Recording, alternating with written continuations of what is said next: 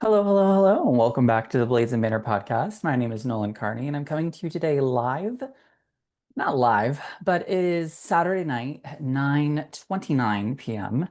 I need to turn this off because that is definitely going to bug me throughout the whole episode if I have it like that.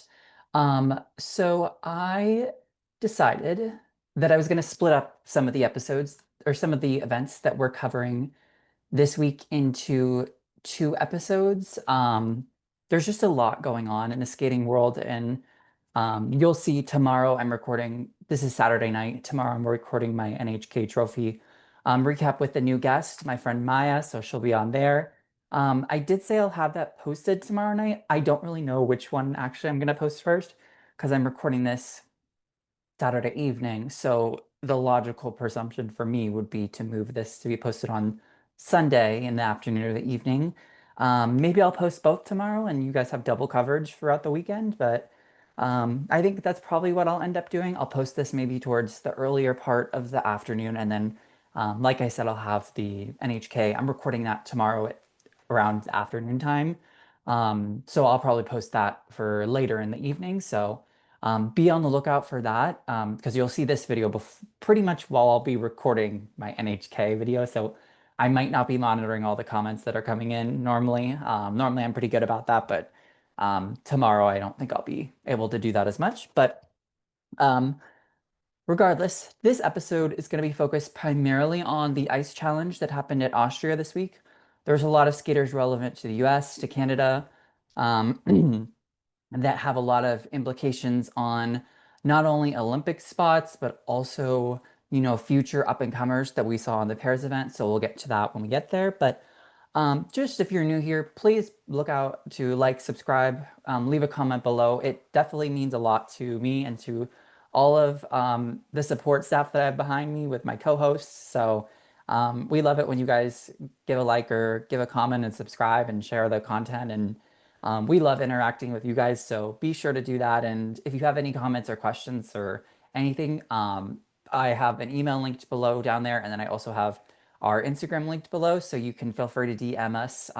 Clayton now has access to our Instagram, so you'll see if you do message us, we'll put our initials after each message, and that's just to signify who's responding to you. If you have any specific questions, you can write like Dear Nolan, Dear Clayton, Dear whoever. And I can always pass along the questions to any of our previous guests that we have as well if you have questions for them. Um, so basically, before we get into this, I wanted to ask you guys a question a little bit about some of the previews that I've been doing. Normally, I've just been tacking on the Grand Prix previews at the end of each recap episode. Um, and I think this week I'm going to play around and do a Grand Prix preview episode on Tuesday evening and have it uploaded for Wednesday. Um, and I want to see how that will go this week. So I want to have you guys compare. I'll do a poll on Thursday, kind of seeing if you would like to have the preview episode, like a sole preview episode, or if you want it attached to our Grand Prix recap episodes, which I've normally been doing. The preview episode, I think I'll go a little bit more in depth with who will be there, kind of what that could mean for certain people with the final, with how I think they'll pan out. Oh my God, is my pen broken? My pen is broken. Wait, whoa, that's crazy. Um, and maybe I'll do predictions. I think I'll do a little bit of a prediction there too.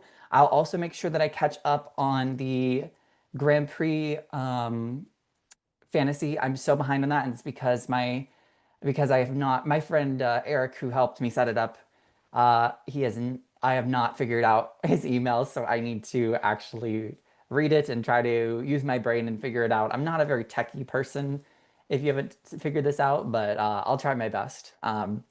So let me know. You could comment below, or also you could just respond to the poll when I post it. But that and also anything else that you would like to see from me in the future. Oh my God, I'm getting a text message. Please stop texting me. So please let me know anything else you'd like to see in the future. And yeah, let's get into this episode. We'll get into this event. So the Ice Challenge in Austria. I have to say, personally, for me, I really enjoyed this event more than NHK. And I don't really know what it is, but I kind of felt like I'll get to this in the NHK episode, but I felt like the fields in NHK were just a little bit weaker this year, and it just didn't feel like as cutthroat as it's been in the future. Like it just kind of felt like everyone, like at the top skaters were doing their jobs, and then everyone else like wasn't really skating up to their potential, and it just like felt a little bit of a disappointment. Not the pairs event. The pairs event, cutthroat. The dance event, not very cutthroat. The women's event, I think at the top four were pretty good. And the men, like you mentioned, were pretty much. I'll talk about that tomorrow, but you mentioned they all pretty much did their job, and the rest I feel like kind of did not. So at this event, I felt like there was just a lot more on the line for everyone that was here. Like in the men's event, you had Keegan Messing, who was competing for the first time. You had Maxim Naumov, who was trying to make a statement after struggling in Grand Prix France. Jacob Sanchez trying to make his case too. You had Grayson Long, who's a new up-and-comer senior from Canada who did very well in the Junior Grand Prix. And then I need to turn the fan on. It's a little hot. And then you have in the women's event, you had Gabby Daleman, who was really trying to make her case with a struggling Canadian women's field, as well as Kaya Reuter, who also did very admirable. We'll get into their performances, but for me, it just felt like there was a lot more on the line. And then in the pairs event, you had top two teams were the U.S. teams, Audrey Balaj and then Chelsea and Ryan flipped the order of the results, but both of them very similar in scores this year. Both are going and try to making their case, not for an Olympic team, I think, but maybe potentially for four continents or maybe worlds if one of these teams withdraws. So a lot of kind of internal rivalries at this event, and it just kind of made it a much more interesting watch for me. And it was super accessible. They had a free stream on YouTube. It wasn't that hard to find, but they had copyrights on um, their initial stream, so they had to move it to a different one. So that one took a little bit of time to find, but very accessible overall, and really just a well put on event by Skate Austria. But let's dive into the women because I think this is where a lot of people have thoughts. Gabby Daleman got the win in pretty much convincing fashion. She's had a 181 total, was first in both segments. So for me, I wrote down a wow. Just wow. Like, talk about a statement for her. She absolutely went out there and I think definitely laid down that she wants that Canadian spot. She wants it. She's hungry for it. And I think this is kind of the fire that's missing with the Canadian women right now is that Maddie has been crumbling pretty much this whole season, has not really put together fantastic performances. And it's kind of left a huge door open for the women. Um, you saw Sarah Montepuy at Skate Canada potentially go and skate up to try to take the advantage over her, but then had the falter in the free skate. You had Kaya Reuter, who did very good here. He's actually beat Madelinsky's season's best too. And then Gabby Dillon has the highest Canadian women's total score over all the Canadian women right now. She has the highest score of them all. She has 9 points, or sorry, 9 points over Madelinsky's this season's best. And then also about four-ish points over Kaya Reuter and Sarah Montepuy, their season's best. So talk about a statement for her. For me, it wasn't even the short program she did. She had a new Moulin Rouge short program that we had pretty much she'd been flirting with it on Instagram, kind of giving us a clue here and there. Announced it, then she was skating in Moulin Rouge, and I thought that it really worked for her. I thought it kind of grabbed that like energetic, confident, mature adult vibe that she is as a skater, you know? Gabby does really well when she has kind of like a flirty, sensual type of program. She did very well with the Carmen. She's great with the tangos. I think it really works well for her and really shows off her attack and also her personality as a skater. And that's something that you're really missing nowadays is that a lot of these skaters are sometimes not performing up to the music that they do and they kind of just skate through it and have it as a background. That's not what Gabby Dillman is doing. Gabby Dillman is 100% committed to her performance, regardless of the mistakes. The short program, fantastic. Triple toe, double axel, triple lutz. She does have some issues a little bit with the spins on the levels. I think that will get cleaned up as the season progresses. But I thought for her, like, what a statement to go out. Not the highest Canadian women's short program score. And that is a key factor because that is something that the Canadian Federation has mentioned, that they're taking more of an emphasis on the short program. And I think that's likely for the team event. Personally, for me, I think they should focus on the whole picture. I think it kind of is a little bit of backdated strategy if you're just going to focus on the short. I think you want to send your overall best athlete because you've seen what Skeezes has done this year. She's delivered pretty decent shorts, minus what we've seen at Dennis 10, or not Dennis 10? Yeah, Dennis 10 and Skate Canada were pretty bad short programs. And the free skates have been pretty not so great this year for her. So I think I would be looking at the overall well-rounded picture. And Daleman's done pretty good in the short programs this year. She hasn't had many mistakes, even in her domestic events. The free skates where she's been a build. It hasn't been great, but it's been a build. In the past two performances that we saw at her domestic event in Canada and then also here, very good. She's been improving her score each time up, and I think that's what you want to see. You want to see a skater trajectory with a trajectory upward in their scores. In the free skate, personally, I thought the free skate was even more impressive. Even though she had a mistake and missed the triple lutz, triple toe, she went down on the first triple lutz. I thought it was more impressive because she was able to do the rest of the program without having any issues. She compartmentalized the mistake, she flushed it, and she was able to do the rest of the program without an error. She did have, some tight landings here and there, and that was reflected in the GOE, but for her to be able to do the remainder of the program without having a mistake, I think is just so impressive because years ago, she used to let these mistakes bottle up and bottle up and bottle up, and you'd have an implosion of a free skate. And that's just not the case with what we're seeing now. And I think that's very impressive for her mentally and physically that she knows that she has the training to make a mistake and continue to skate a clean program. Um, she seems super hungry for that spot, and I think it's been great to see her build this season with the continuous high scores. And now with the new short program that I think is really a good vehicle for her. I think overall, I mean, Daleman really impressed me here. And I have to say, I think it's about even still I think it's between Daleman and Skizas. I think it's about even at this point. I would give Daleman the edge, obviously, in the total score at this point. I think Skate Canada wants to send Skizas still, but I think Skizas is making her own case dump in the trajectory. And Daleman, with her improvements, is really rising her trajectory, her options as a option for Olympic team. They need to send Daleman out again. She needs to go to another international for sure. I would send her maybe to Golden Spin or something soon. Give her some time to train. I don't know if she'll have to do challenge. She might. I'm not sure. But if she does challenge, she needs to go out and nail it and continue to make her case. And yeah, it's good for her. For Kaya Reuter, she was the second place finisher here. Very solid outing. I think she's making good improvements with Brian and Tracy and David Wilson as the choreographer. You can tell that she's got very nice shoulders, very nice posture, great fingertips, great expression. For me, just a nice, very pleasant watch. Sure, there are the under rotations, as there are with many other women.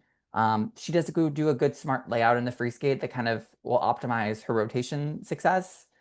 She does double axel triple toe instead of a triple triple, which I think very smart. It's pretty much the same in the base value. So why not try to do that and maximize your success, then set yourself up with doing an under rotated triple triple. So good outing for her. And overall, the women's event, Olga Mikutina, third here. I didn't really have the chance to watch her, but she always is a lovely skater to see.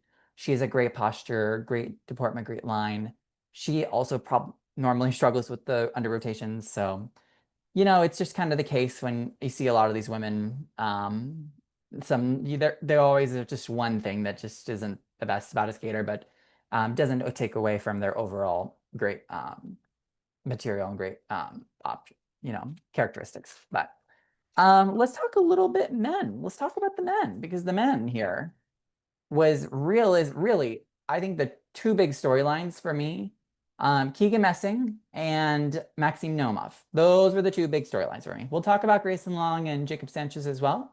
But let's start with Keegan. So when you do hear this, the first thing I wrote down is he, like the Shibutanis, are not ready. But I think for Keegan, it's much more of an extreme than what the Shibutanis were. I will very much go in depth about the Shibutanis tomorrow, and you'll hear my thoughts on them. I wrote 3 pages of notes on them, so there's a lot to say. But you could really tell that Keegan was not. He's not ready to go.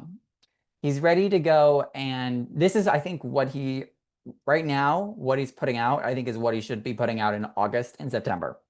And unfortunately for him, it's November, and we're getting close to December, So he's had 2 rough outings. He did skate in a domestic US event a couple weeks ago and got a very overinflated score. I think a lot of people are very aware of that. I don't really think he's even landed a triple triple since he has returned to competition. It's been normally triplets double toe. I have not seen triplets triple toe. So one other thing that I have to say about Keegan is it's so interesting that his short program, there's like lyrics in it where it's like, oh, it's like talking about rock and the USA. And I'm like, you're going for the Canadian men's Olympic team. And like the relations between like Canada and the US, not the best right now, I don't think, and you train in Alaska, I don't think that is setting yourself up optically to, you know, woo yourself to the Canadian audience and the Canadian judges. I just have to say, it's not that it's a big deal, but I think it's just not optically, it's not a good look. Maybe we could like find a Canadian song. Let's get to some Canadian song, like maybe be a little more patriotic. Um, I also thought this is a very superficial comment, and I'm very aware of it. He should get some like his roots done or his highlights or dye his hair a little bit because there was a little gray. He just looked old on the ice. And I don't mean that in like a derogatory way, but it just made him look super dated, and like it looked like he was putting himself out there just like he didn't want to be there. He just did not look happy. Uh Mike Slipchalk was there, so he was watching Daleman and Keegan Messing, so I'm sure he has a lot of information coming back of where these two are gonna lie. Good thing for Roman and Gogolev is they're for sure still above him, but it's crazy that you look at Gogolev and Roman's scores. Keegan's still only like, what did he get? He's still only like 17 points off. Like he cleans a couple of those landings up. He's kind of back in the mix. Like the other boys aren't convincing in a way that they're saying those two are head and shoulders above Keegan. So it's very much showing that he could still potentially pull it off. I do think he's at much of a disadvantage also because he lost to Grayson Long, who we'll get into here, who's a junior, who's in his first year senior moving up. So, that's definitely also optically hurting him. Allegedly, from what I've seen on X's, there's a rumor that the 3 of the men, Keegan, Roman, and Steven Gogolev, might be going to Golden Spin to do a skate off. And that it's not specifically deciding the Olympic team, but that will definitely be data that is used for the Olympic team. I wonder if they'll send Daleman and Skizis there too. That might be a good idea, especially because of how they've been both looking. It would be great to see them go head to head before nationals, and that will also get Daleman out of their challenge most likely because that's normally Golden Spin is in December, so that would be around where their Skate Canada challenge would be. Staying on the Canadian route, let's talk about the bronze medalist here, Grayson Long. Um, so he was on the Junior Grand Prix this season. This is his senior Grand Prix, or not Grand Prix debut, his senior international debut, and he took the bronze medal. I really have to say, I've watched him in the juniors over the past couple years, and I've always kind of been underwhelmed by his performances. Just like the consistency with the jumps and artistically not always the best for me, but I really thought he did a great job here. I really enjoyed both of his performances in the short and the long. Artistically, I love the free skate for him.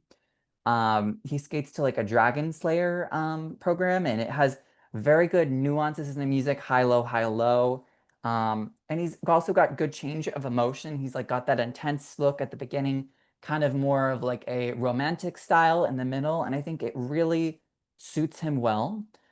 Technically, he's made much improvements on the triple axel this year. It's much more consistent. He went to work with Tom Z on the quad sow this season and this summer. So I think for him, just overall great performance. He also, like Gabby Daleman, had a mistake on the first jump. He went down in the triple axel. Kind of looked like just like he lost his edge a little bit on the landing. One of those like crazy falls that you just like lose it at the last second. But he was pretty fairly clean after that. One mistake on the other jump, just doubling a jump. But I really thought overall it was like a very enjoyable performance. If you have the time, I would go back and watch. Um, it just I don't know, just something about his look and connection on the ice is just very pleasurable as a viewer.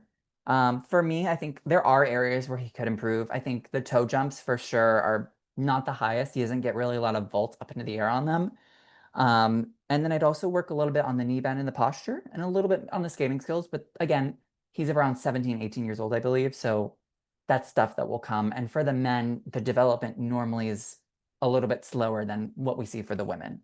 But I really liked his skating overall, and I just want to say if you have the chance, I would definitely go back and watch him. Um, let's talk a little bit about the Americans here. So we had Jacob Sanchez and Maxime Naumov. Here's my little notes if you wanted to know. I read a lot. I wrote like 12 pages of notes today. So Jacob Sanchez and Max Naumov, both really great performances here. Good scores for the two of them. 246 for Naumov. That's um, I don't, is that high? I don't think that's higher than what Jason has done, but I think it's very close. I'm gonna double check this right now as we take a little bit of a break, but and Jacob Sanchez scored 235 for his total. Let's take a look. Jason Brown. This year, Jason Brown, 257, 249. So yeah, just a little bit below Jason on the total score. Definitely higher than than his short. The big thing was he got a 92 in the short. Yes.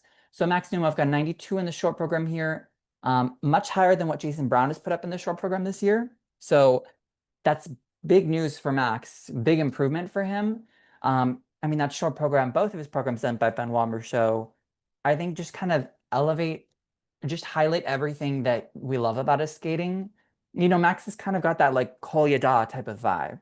Um, where it's just like crisp and elegant and powerful all together. It's not exactly Kol Yada because Kol Yada was just like the best, but it's got a similar esque vibe to it. And I really think for Max, a big, huge improvement. Oh, Skating Scores updated their website. Thank you, Mr. Skating Scores. I can now just use this. Um, it's just a great short program for him. He's skating to the Nocturne by Chopin, which is very beautiful. And then in the free skate, um, skating to, is it In This Shirt or is it the other one? It's either the In This Shirt or the I Am Lost. One of those. I don't remember. You know, they all kind of blend together sometimes. But I think for me, just both programs that he has this year, I think one, the free skate, I believe, is a tribute to his parents, and I can see the Nationals moment at this moment, like in my brain right now, just looking and seeing him do a beautiful, clean free skate, and just kind of in the same vein of when Gracie Gold returned, just the audience having such an appreciation and soulful connection to the skater. I think that's really where I'm starting to draw little parallels. Obviously not, Max will want to be aiming for a much more higher technical output than what Gracie put out that year, but just the similar vein of performance where it's not as much focused on the outcome, but I think just a reflection and appreciation for his life and, what has happened and everything for him. So for me, I just loved both of the programs that he's doing this year.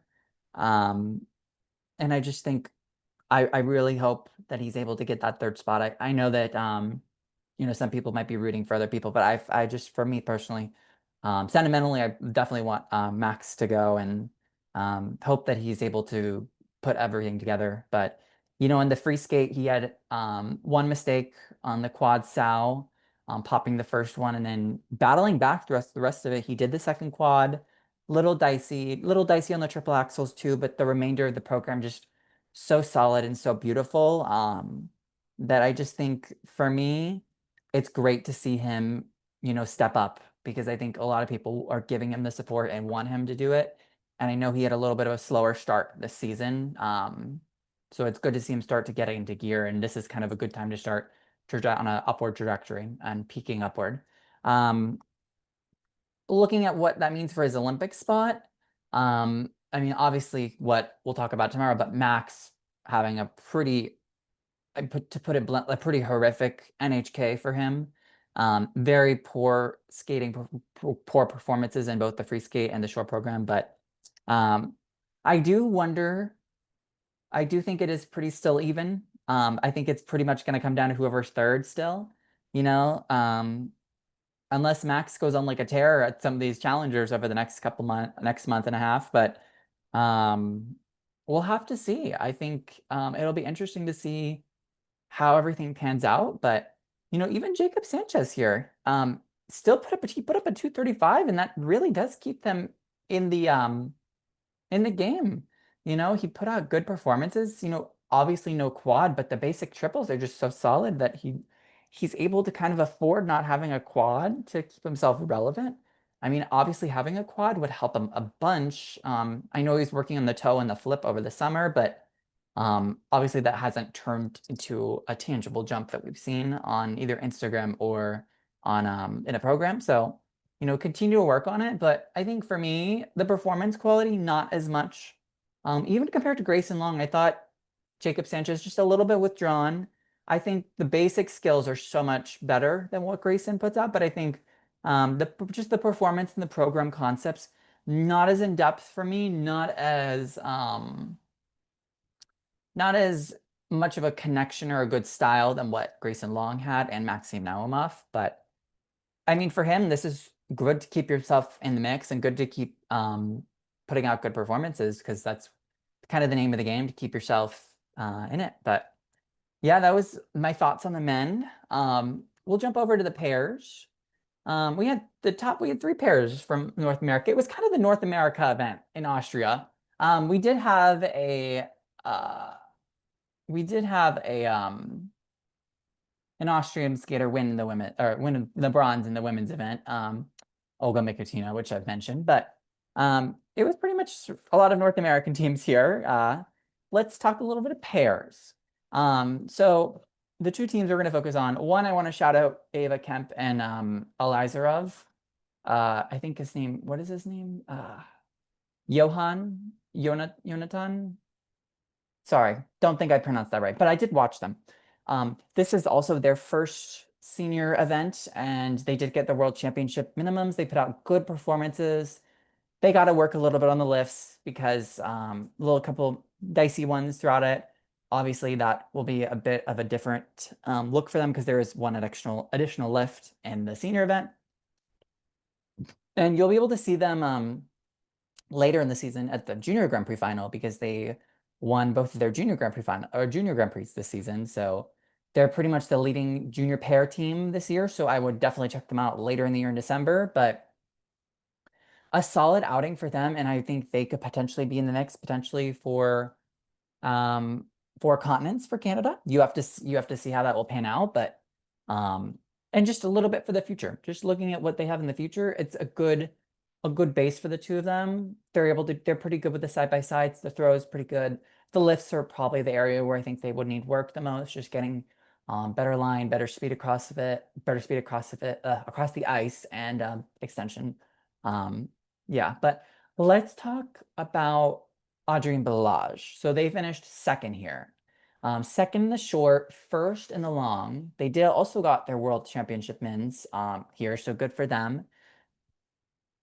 Improvements. I see, again, good improvements. And again, for them, their scores continue to rise this year. And that's what you want to see for a second-year pair team is a continuous build. They look a little bit more together. The throws aren't uh, they're much better. The throws are much better than what we've been seeing. Normally Audrey will have a little step out or a fall. We're now starting to see her land on a foot and have a decent ride out on it. There's still just a little bit of some checks where I'm like, okay, it's probably averaging maybe a +2 at the max, but and for them, I think getting more speed, um getting more attempts at these elements under pressure is going to be key for them. Um, so that's one thing I'll be looking at for the future. I will say throughout their free skate, some of the moments in the program just feel a little bit rushed, where I'd like them to just kind of pause and let a moment breathe. After it was either the throw loop or the throw cell, Audrey goes into like a Kerrigan spiral, where I'd like to see her just hold the landing edge of the throw just a little bit longer and really just make that a moment. I thought their 5-axle lift was really good. And the free skate, again, just some things that will improve them to get a little bit better extension, get some more speed across the ice, cover a little bit more distance. But overall for them, just very solid outing here. And I think it's important because they are competing next week at Skate America. It was a little bit of a controversial selection, I think. Some people thought maybe Emily and Spencer could have got it. Maybe Ryan and Chelsea, who I'll talk about next, could have got it. But it's good for them to go out and get a little bit of competition experience after the Grand Prix of France, which was much more improvement from the Beijing event. So excited to see what they'll put out next week and how they'll factor in with the teams there. And good for them to get out and get a little more experience. But Chelsea and Ryan, new pair this year. Her triple Salchow, which was absolutely her nightmare when she was a former partner with Balaj, has never been this good. She landed it twice this week, and she's been landing it much more consistently than when she worked with when she was partnered with Balaj. It's really funny because these two teams both have the same free skate music, and they went back to back, obviously. So I will say you can tell that of the two pairs, okay, Audrey and Balaj, I think, are the better chemistry team. Ryan and Chelsea, I think, are the more pair-looking team. I will say Ryan and Chelsea don't look like they have a lot of chemistry at all. Chelsea is trying to give a lot of face and kind of give the performance, and Ryan's just kind of like there. He's not really, he looks like he's just trying to get the job done. Like he's at his SAT and he is like locked in for the writing section, locked in for the math section. And Chelsea's like, come on, we got to perform a little bit. And it seems like for them, like that emotional connection is just not there at this moment. And when you are a first-year pair team, obviously you're not going to have the sophistication and the connection immediately. But I do think Audrey and Balaj give much more of a performative vibe and connect with each other a little bit more. But when you look at the overall pair basics, I think Ryan and Chelsea for sure have the edge. I mean, their throws are pretty good. The lifts pretty decent. But also they have the pair experience. The two of them have been with former partners, some of the multiple partners. I think it's just they have that experience, which is just something that Audrey is going to have to continue to get over time. She doesn't have that former pair experience, and that's something that you can't fake. That's something you have to develop, and that's something that they're going to continuously do. But I think very good for them here. Great short program, good free skate. I'd like to see them add a double axle in their sequence. They have they do a double toe, single axle, single axle. I'd like to see them add a double axel at some point during the year. I mean, the throw triple sack at the end, she goes down on it. Obviously, it's frustrating. I think that's something that they'll be able to clean up. I wonder if they're gonna have to go to the pairs event in the US. We'll get to sectionals in a little bit, but there is a pair final. I wonder if they're gonna have to go to it or if they'll be able to get a bye. They've done a couple internationals this year, so I would kind of hope that they would get a bye. But yeah, just overall, I really enjoyed this event, just kind of the little mini battles in between it with all these teams, and everyone pretty much skated up to their potential, minus maybe like Keegan messing. But yeah, just a very overall great event. And with that, we're going to jump into Pacific Coast Sectionals. So if you don't know what this is, if you're not from the US or you're unfamiliar with this, Pacific Coast Sectionals is one of the 3 sectionals that the US has to qualify for nationals. And this is mainly for domestic skaters that aren't, getting the international events, or some are getting international events and they choose to do this event, but not as much the case here. So they do have 3 sections. There's Eastern Sectionals, which is this week coming up, Pacific Coast Sectionals, which just happened, and then Midwestern Sectionals, which will be happening in 2 weeks. So there is a pair final and a dance final. The dance final was here at Pacific Coast Sectionals. I believe the pair final is at Midwesterns, but I could be wrong. So let me check. US pair final, USFS. I believe it's at Midwesterns. It is at Midwestern Sectionals this year. So that will be the final week, and that's in Lansing, Michigan. This week, sectionals, I believe, are in North Carolina or South Carolina, one of the Carolinas. So be on the lookout for this. The USFS will have the younger events on YouTube, and then the junior and senior events will be on Peacock. So just giving you an outline of how you qualify. Normally, it goes by how many skaters have a bye. So there's a certain amount of women that have a bye, a certain amount of men that have a bye, and after that, each section will get 2 automatic spots for the top 2 placements. Those top 2 at each sectional are granted the berth for nationals. After that, they have whatever remaining allocated spots there are.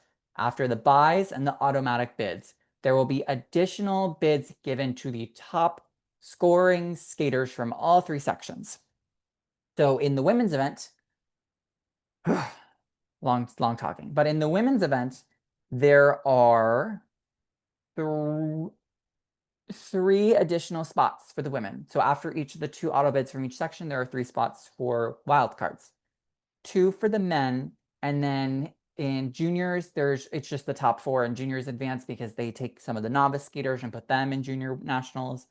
And then the dance and the pairs are completely separate. They just take however the percentage for however many spots they have. They take the bids, and then however you finish at their final, the pair final and the dance final. So for the dance, there were 5 spots open, and the pairs will be 3 pair spots open at the pair final. Before we get into kind of the specific performances, I really would just like to see a little bit more of an emphasis for the US skaters of these younger levels, just focusing on the skating skills a lot more. The skating skills, the line, the extension, the power, the stroking. That's just something I would like to see them focus a lot more with these younger kids. Because when they come up and get to these international events, you can just see that they're just a little bit behind on that, and that really holds them back from being able to be competitive. And also, when you have better quality skating skills, it makes a lot of the jumps and the spins easier. So I just think right now in the US, our skaters are just so focused on the jumps, and I understand it, because you want to be competitive with, the Japanese skaters, and I'm sure a lot of them are watching what the Russian skaters at the younger ages are doing too. So I'm sure that causes a lot of push and panic from the coaches and the parents, but I think I would really like to see a little bit more well-rounded skaters as we work in the future with these younger athletes. And I'm not picking on anyone specifically. It's just kind of something I've noticed over the past couple of years. And I'm sure that they'll get better as they spend time in junior. Now that we have 4 years in junior, you have time to do that. But I think even working on it before then would just make it much smoother of a transition too for a lot of these kids. But without that, just dropped my pen. But without that, let's get into the event because it was pretty interesting. So let's start with the dance. I didn't watch as much of the dance as I probably should, so I'm not going to go super in depth with it. But for the senior dance, two of the teams that I really liked was uh, Amy Shui and Jonathan Rogers. They were the winners here. I really liked their rhythm dance. I will say, when I did watch the rhythm dance live, and I have to say, I know everyone hates the rhythm dance for the international teams. It's very much the same for the domestic teams too. They were the only rhythm dance I actually enjoyed of the event. And then Rafaela Conchis and Alexei Shvedetov, really liked them too. Very classical skating, great line and great extension. Those are two I would definitely be paying attention to at the US Championships. Here also you had the Peel siblings. They finished in second. Vanessa Pham and Anton Spiridov, they've competed internationally and they finished third here. And then also you had the debut of Isabella Flores and her new partner, Linus Kilmore Jespin. They had a very cool and unique rhythm dance. It was much different of a take from what we're seeing. It was a little rock, a little more edgy. So I would watch for them. I don't know if they'll be really competitive. They might be like a first group team at nationals this year. Um, but interesting to see them. The Mullins, who are another brother sister team, they kind of took themselves out of it in the rhythm dance. Did he fall? Yeah, he fell on the twizzle in the short rhythm dance, and that really took them out of the competition. When if you have any mistakes in the rhythm dance, like you're shooting yourself in the leg and you're praying for grace. But it's tough, especially with the dance teams in the US. These domestic teams, very solid, and interesting to see how a lot of them will move in the future. I mean, the Peels moved to Ontario to work with Scott Moyer at the Ontario London campus. So they're going to be, I think, a name for the next quad that you'll want to pay attention to. I think they'll be moving up. But yeah, we'll get into a little bit of the singles now. I think for me, for the senior women, it was a really rough event. I'm not going to lie. It was pretty rough. Katie Shen was able to get the first spot. And Annabelle Wallace, who is going to be making her senior national debut. I think for me, I think really good for her, Annabelle Wallace, to make nationals. I'm sure she must feel very proud, and that's a big moment for her to make nationals during an Olympic season. I know for a lot of these skaters, I'm not going to get super in depth and critical with them because I think for a lot of them, just making nationals is such a big moment for them, and um, it's really great to see someone have their dreams fulfilled, and uh, it's just a nice watch when you get to see someone accomplish something that, they might not have thought was ever possible. So, the senior men are a little bit more competitive. So I can talk a little bit more critically to an extent, about them. You had Goku Endu and Samuel Mindra who got the two outright spots. Goku, I think, kind of just jumped his way to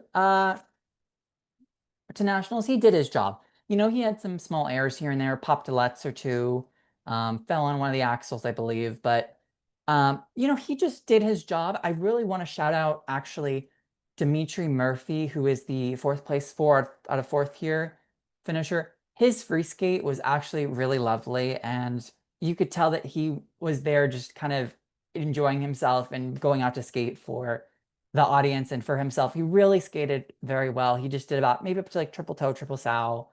But really gave the performance, I think, of the night. He was very committed.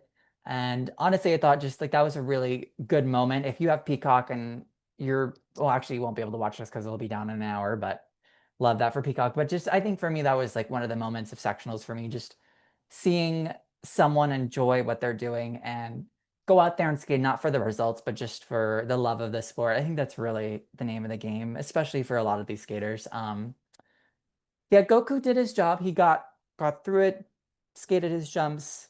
Sam Mindra, very up and down in the performances, did a triple Let's triple toe in the short program that was beautiful, popped his loop. Same thing with the free skate. he'll do like a nice triple loop, triple Lutz double toe, and then he'll do like a single flip or something, or a single loop, just up and down with the pops, but didn't fall. And that's the name of the game. He stood up. Oh, he did fall. He did fall on the triple Lutz. Okay. Well, I was misspoken, but just up and down, but something that is so unique about him is he always gives such an interesting performance. He always has such a unique take on the ice. In the short program, he does like kind of like a cartwheel out of the spin, and he like fell on his landing position of the spin or into of the landing position, the final position out of the spin.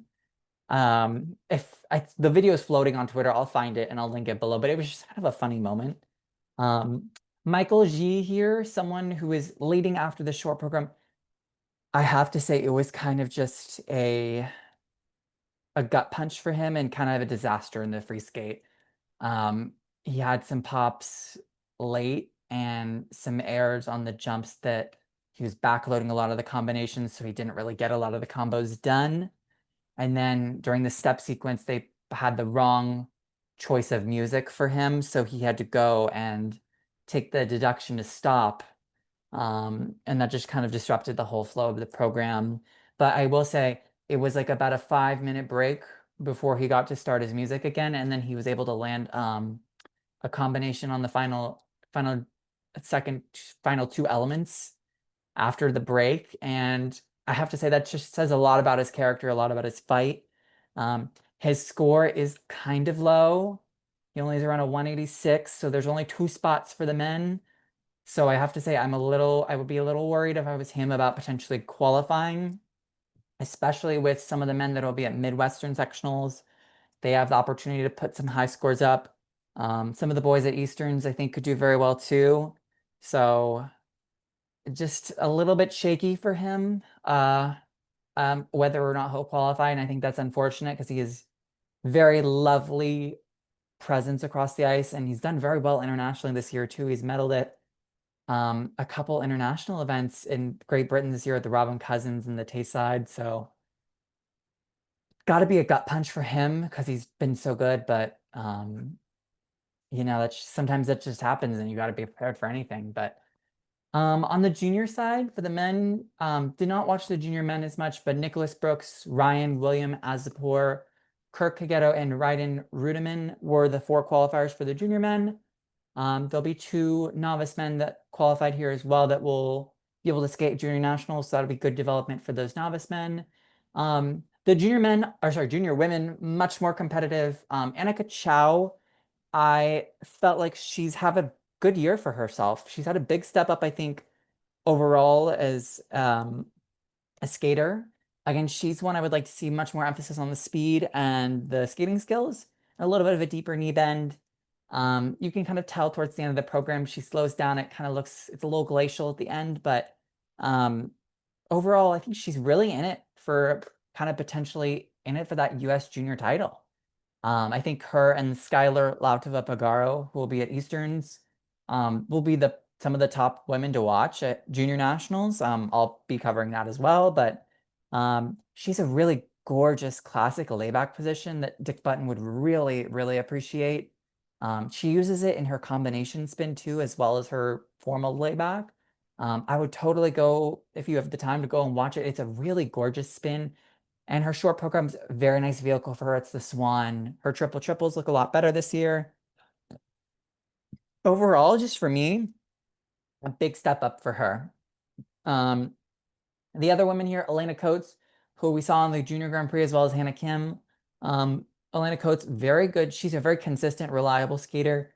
Again, she'll be one that you want to focus a little bit more on the speed, the power, the packaging. That's something that will come with time, and I think she's going to be focusing on that. Hannah Kim, I would like to see the same too. Again, just a lot of focus. I'd like to see a lot more focus on the skating skills of all these skaters, and the jumps are very solid at this point. So I think focus on that, really improve your refinement, and a lot of these kids could be really good in the future. And I think, they're very young, very young. Alana Coates, 2nd-year junior, Hannah Kim, 2nd-year junior, Annika Chow, 3rd-year junior.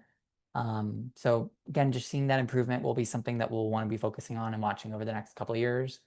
Rounding out the junior women, Cleo Park grabbed the final spot for the junior women. And then in the novice, you had Rachel Samiri and Candice Lung, who were the two novice qualifiers. Both skated very well. So we'll see them also at junior nationals. And then for the men, it was Jesse Zong and Michael Jin. Not sure, did not get the chance to watch them. So take a look at some of these skaters at junior nationals, which will be in January around the US championships. So yeah, overall, just for me, I know this is kind of a hodgepodge of events that I'm putting together, but this is just two of the events that I really enjoyed watching this week. And tomorrow you'll get to see this video, and you also get to see our NHK recap with my friend Maya, who will be a guest on here for the first time. But um, yeah, if you have any other questions, comments, concerns, feel free to comment them below. Make sure you leave a comment about the preview for Skate America. I'll do it this week, and then let me know what you think. But yeah, I've not much else to say. It was always great chatting skating with you guys. And again, follow all the skating here on the Blades of Manor podcast. I'll be back with you tomorrow for NHK, and I'm be back later in the week too. So everyone have a great night and have a great day whenever you're watching this, but I'll see you guys soon. Bye-bye.